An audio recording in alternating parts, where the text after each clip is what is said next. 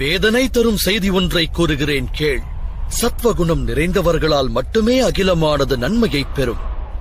ஆனால் அவர்கள் அனைவரும் துறவறம் வழி செல்கின்றனர். நதியின் நீர் ஆவியாகி இல்லாமல் போனால் மீதமிருப்பதென்ன? பயனற்ற சேறு மட்டுமே மிஞ்சும். அதுபோலவே சத்வகுண ஞானிகள் அகிலத்தை தியாகம் செய்து விலகிச் சென்றால் தமஸ் குணமானது நிறைந்த அதர்மிகள் அகிலத்தில் நிறைந்து விடுகின்றனர்.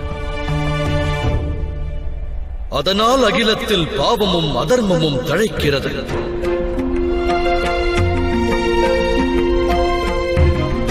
அந்த விசித்திர நிலை உருவாகும் போது கர்மயோகி அகண்ட அகிலத்தை காக்க முன் வருகின்றார். ஒரு கர்மயோகி பலன்கள் ஆசைகளை தியாகம் செய்வார், ஆனால் கர்மங்களை தியாகிக்க மாட்டார். அவரை இந்த அகிலத்தில் வாழ்கின்ற சந்நியாசி எனவும் கூறலாம்.